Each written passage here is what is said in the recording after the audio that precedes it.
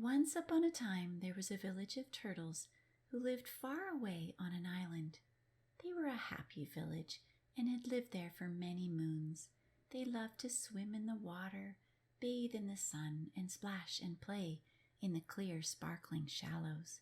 The turtles shared the island and the nearby waters with some sea lions, otters, and birds.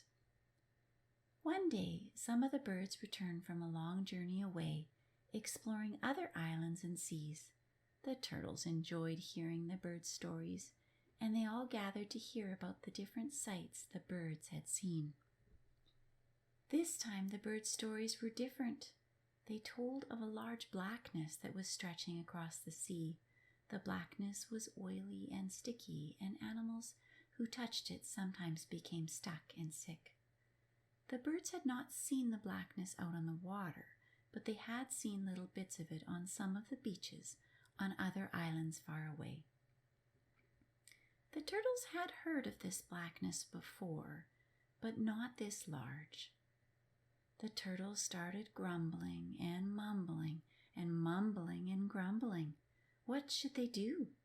The turtles called on their friends, the sea lions and the otters. All the animals gathered in the shallows of the island in a rocky cove that was a favorite spot for all. There were many different ideas of what to do, and many of the animals were frightened. Some of the animals wanted to hide on the land away from the shore. Some could not do this as they needed to stay wet. Some of the animals wanted to have more birds look across the sea for the blackness. Some of the animals did not believe the blackness was real, and that if it did come, they would all be fine. And some were not sure and watched and waited. The mumblings and grumblings of different ideas grew and became louder and louder until the turtles were hissing and grunting. Grunt, grunt.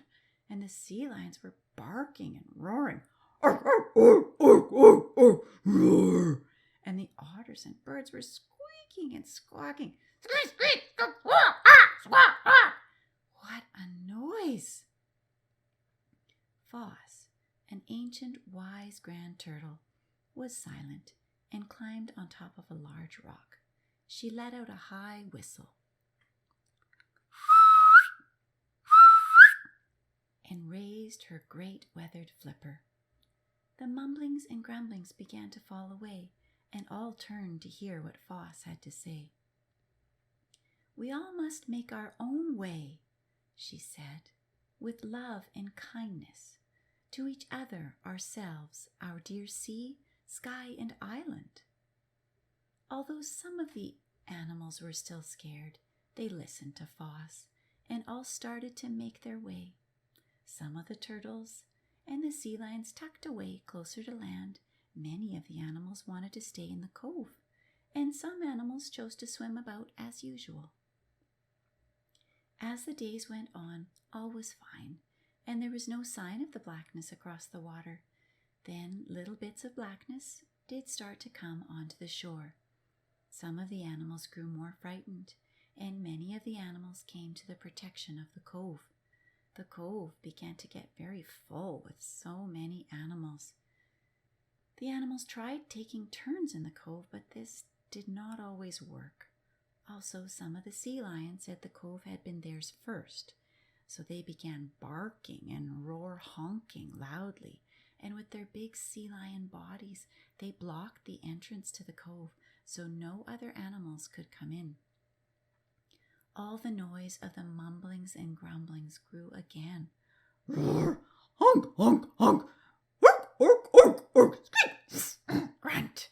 The noise turned into more noise and then into pushing and shoving. Soon a different kind of blackness came to the village, not one across the sea, but a blackness of all the mumblings and grumblings which shadowed and darkened their days. Foss, the great turtle, tried to speak to the animals again to calm them, but the animals were in the noise and darkness of all the mumblings and grumblings. Foss looked up into the beautiful night sky, which had become filled with shining stars. She knew of a light that lit the way through blackness and darkness, a light that lived in her and all around her and in the sky. Voss called on the stars to help. The stars twinkled at her and began to glimmer and glow, oh so brightly. The moon joined the stars, and together they lit up the sky, shining on all the animals. The animals began to step away from the noise and grew quiet, looking up at the stars and their guiding light. The starlight shining on them felt so good, so pure, full of love, and above any fear. As the stars shone brightly, they began to sing to the animals below. You ask for help and you are embraced. You can see through the haze and the darkness will lift, and you're left with light, the light that was always here, the light that is always here. The animals could see and feel the beautiful starlight shining on them, light bringing them warmth and peace. The sea lions began to move out from the entrance to the cove, and with their large, strong flippers, they began to help pull the blackness off the water and laid it into great holes which the turtles dug. In these holes, the oily blackness soaked down deep into the earth, back where it belonged. The otters came with sea kelp piled in their furry pockets and helped to wipe off the blackness from the sea lion's flippers and from other animals who were covered. Most of the animals who had the blackness on them were able to be washed clean. There were some animals who were not able to get rid of the blackness, and they did make their final journey to live with the stars who welcomed them into the sky. And the animals sang together, "Now our hearts are filled with light, the light that is always here with us, the light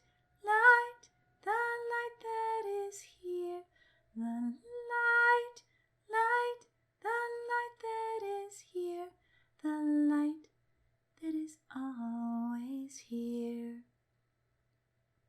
Then together, all the animals met the blackness that came across the sea and any other darkness that came to the island with strength, love, and light, each in their own way, and all was well.